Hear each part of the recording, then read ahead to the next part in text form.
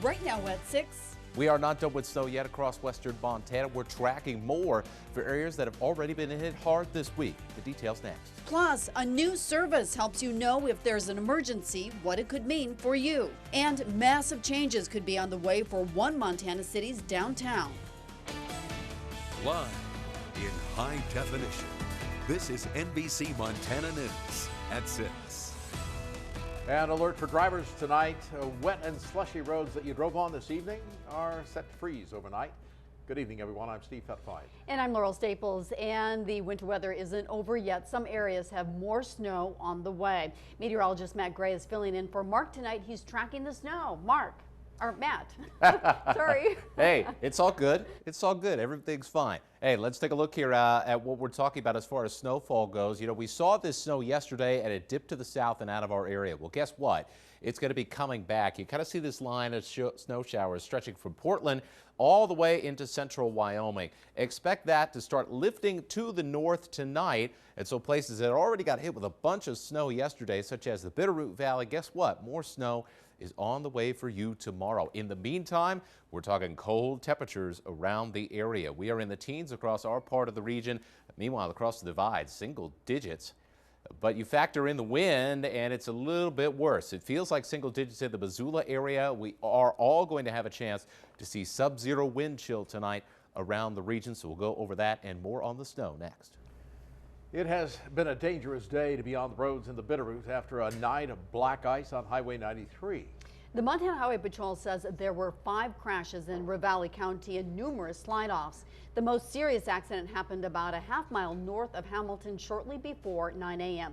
Trooper Keith says 2 people were hospitalized after a northbound Ford Ranger lost control of the vehicle and slid across traffic into the southbound lane. The trooper says a Toyota Tacoma heading south struck the Ranger. He says the driver of the Ford was transported to a Missoula hospital and is listed in critical condition.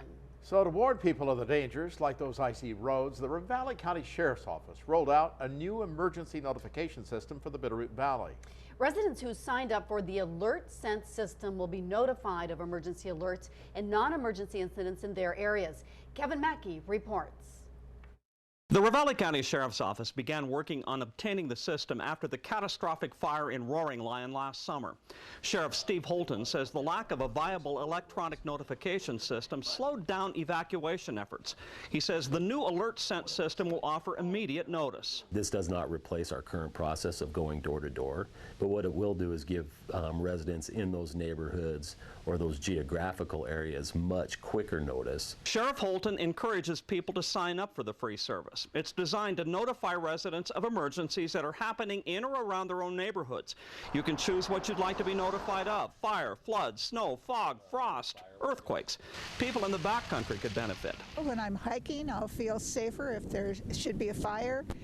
We have had embers come over into our property in the past when there's been a fire close by. Now, there was a serious traffic accident south of Woodside here this morning.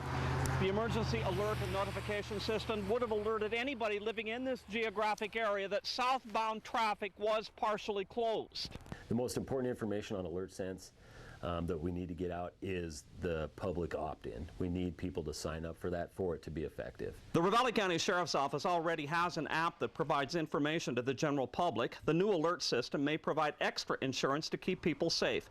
It's expected there will be a good deal of interest in that, especially in this high-powered winter with its treacherous conditions. Kevin Mackey, NBC, Montana. To sign up for Alert Sense, you can log on to the Ravalli County Sheriff's website and head to the Alert Sense links. If you don't have internet or a smartphone and rely on landlines, for instance, you can go to the Sheriff's Office in person and they will help you. Well, according to recent reports, Northwestern Energy customers are expected to see a rate increase. That's right. However, when we made calls to the company, we found those increases are already in place. Now, the customers can expect both their electric and their gas bills to increase by between $3 and $4. Northwestern Energy says the increase is due to a $20 million increase in their property taxes. Current Montana law allows the utility company to recoup up to 60% of that through their customers. And under state law, we're allowed to pass some of that along to our customers. It's really a tax on the customers. It's not a tax on the utility, which is insane. Zolnikov says he has a bill currently in the legislature that would prevent the utilities from passing the cost onto the customer. New information tonight as we follow up on some big changes for downtown Missoula. The plans call for a hotel, conference center, and parking garage at the Riverfront Triangle west of Orange Street and south of Broadway. Just about an hour ago, the Missoula City Council Committee signed off on what's called a Master Redevelopment Agreement. It's a preliminary deal between the city, the Missoula Redevelopment Agency, and a private business group called the Hotel Fox Partners. Here's just a couple parts of the deal between the city, the MRA, and the developer. Hotel Fox Partners will buy land from the city and then build, own, and run a 200-room hotel, one large meeting space, and another conference center. The conference center will sit on top of a parking garage, and the city plans to buy that and the conference center. We'll keep following this and let you know whether the city committee signed off on it.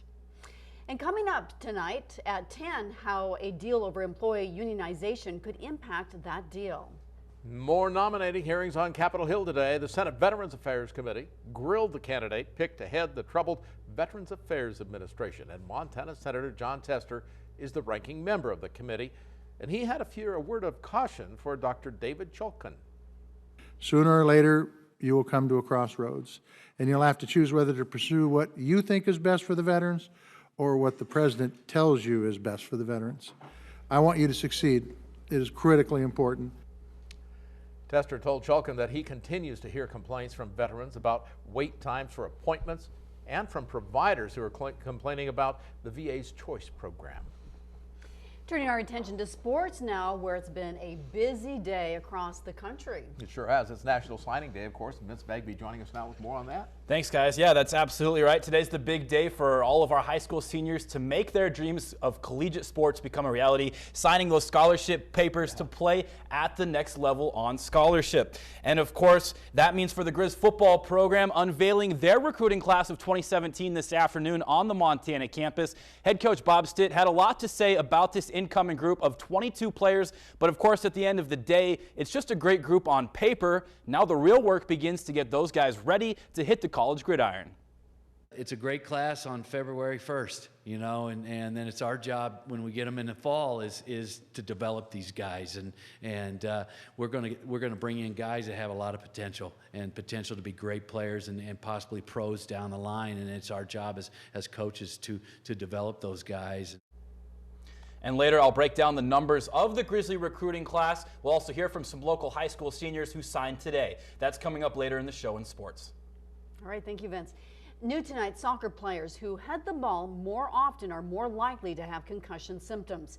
Researchers gathered a small group of amateur soccer players. The players answered questionnaires about how often they played soccer and how often they headed the ball. Heading the ball included things such as the ball hitting the back of the head or a head colliding with another player's knee. Experts found that those players with the most headers were 3 times more likely to have concussion symptoms than those who headed the ball the least.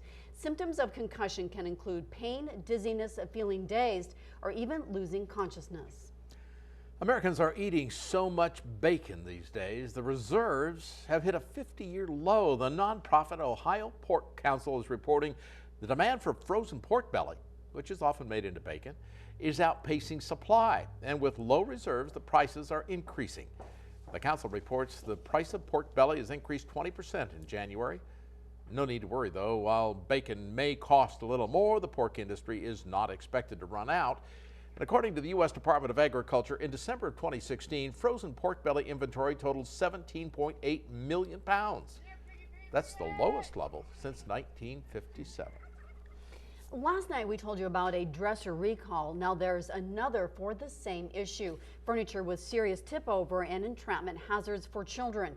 This recall involves South Shore Summer Breeze style chests of drawers sold in cherry wood with 5 drawers. They were sold online at Amazon.com, Walmart.com, Wayfair.com, and other online retailers. They are unstable if they're not anchored to the wall and can fall and injure, even kill children. If you have one, contact South Shore to get a full refund with free pickup of the chest or a free tip-over restraint kit with in-home installation. Stop using any recall dresser that is not properly anchored to the wall and place it in an area that children cannot get to. Still ahead on the news at 6, a rich history in one Montana town. The surprising story as we kick off Black History Month with a look at the mining city. Plus, you're taking a live look now over the city of Missoula. The Severe Weather Alert team is tracking more winter weather. It's on the way, and the return of cold temperatures. What you need to know coming up after the break.